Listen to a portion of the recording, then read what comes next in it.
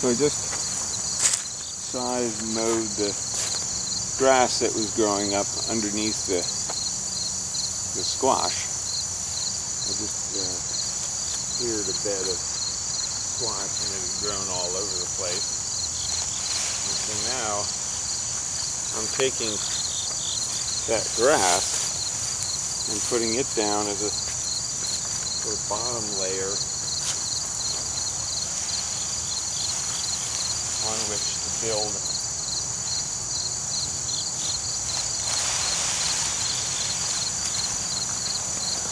a bit of a compost pile. Here we go. Now this is more green stuff on top of the green stuff, which is, you know, the idea is usually to take green stuff and brown stuff, green stuff and brown. Oh, there's a pumpkin that escaped.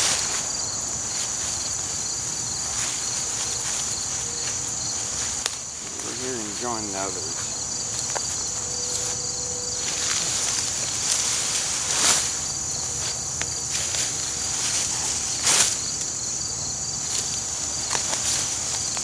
And this squash probably would be fine just as is, but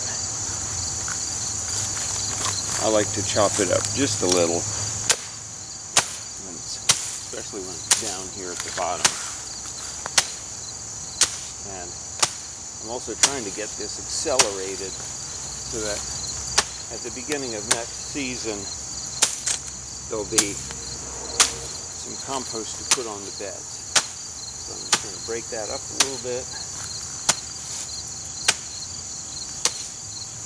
But for now, at any rate, the stalks of that are going to give a pretty good, they'll allow some aeration. And now I want to sprinkle in some of this because it's all full of probiotic goodness. And in my experience, when you're handling this kind of stuff, you can expect that it's going to maybe give you a rash or dry out your hands. So I do recommend wearing gloves if you're going to be handling it directly. Compost is living stuff, and it's a community of all kinds of things that include viruses and bacteria and fungi and insects and arthropods of one sort and another. So just be aware. If you don't like creepy crawlers, especially, you might want to use a rake or some sort of genteel thing like that.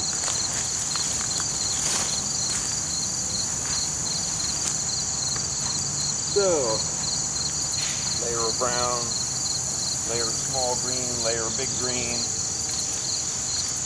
layer of brown. And put in another layer of the small green. This grass. That'll form a bit of a mat. That's actually sort of part of my reason for putting it in with together with this larger material with the stems. That is to say, the pumpkin here.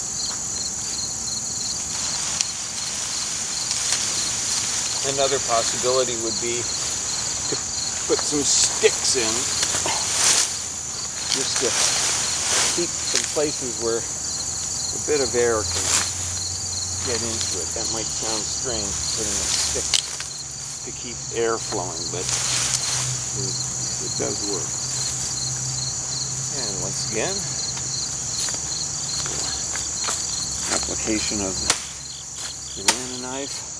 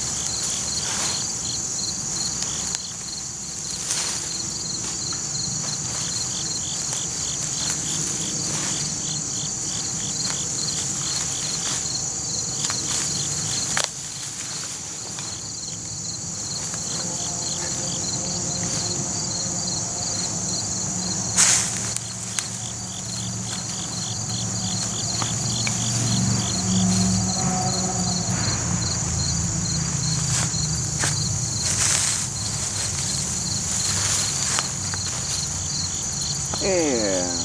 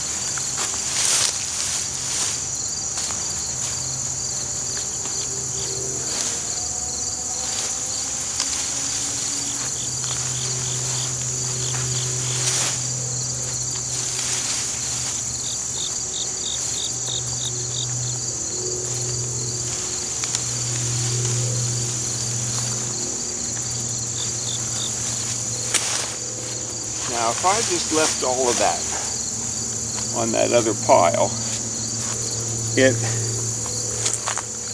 would eventually have broken down, and that would be fine to do that. It's going to break down more rapidly in the combination here. And I do this stuff, this is almost like that poem, Frederick Douglass.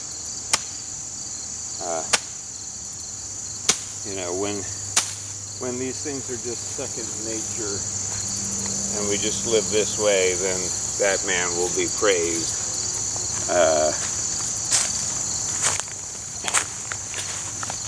And for me, composting has kind of reached that stage where it's just like, I don't even really think about it too much. It's just like, oh, here's compost to be turned and beds to be churned and whatever. And I say, like, there are a couple points in the year when I say, I'm not going to have a garden ever again. I never want to garden again. I'm so tired of this.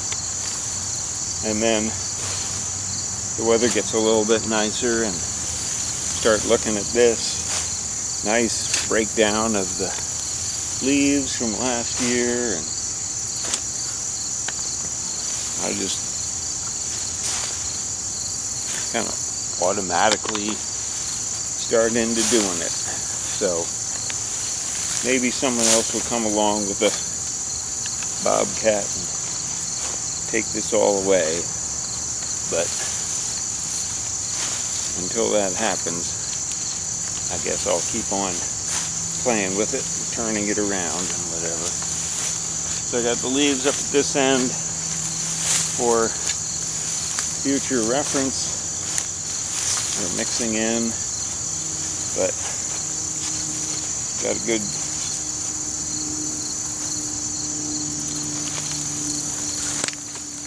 there's some, you know, where you can see there's the leaf layer and there's the breakdown. Try to really stir a pile like this up every so often, and again, having sticks in it is not a bad thing. Like, I used to pick through and try to keep all the sticks out. I'm not quite sure why. I guess I just wanted it to seem neat, but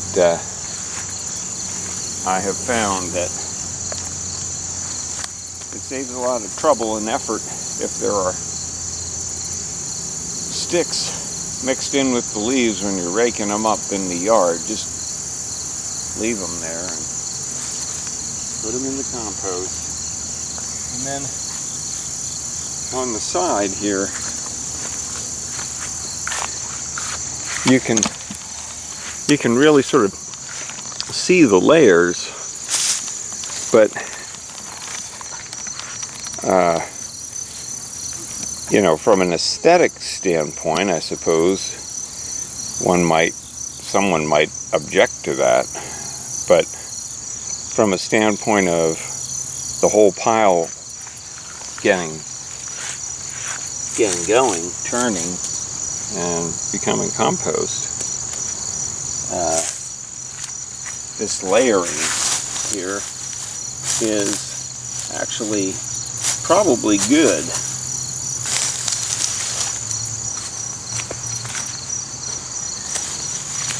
I sort of think of this as, you know, these leaf bits. I don't think of them so much as the icing.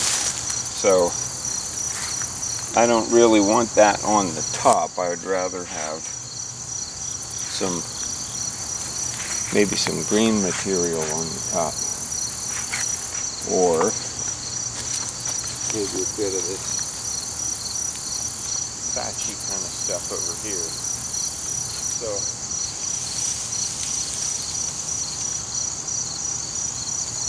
this has got some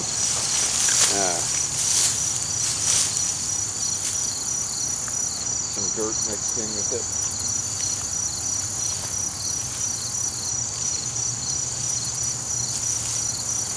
Soil, I should say. So soil mixed in with it.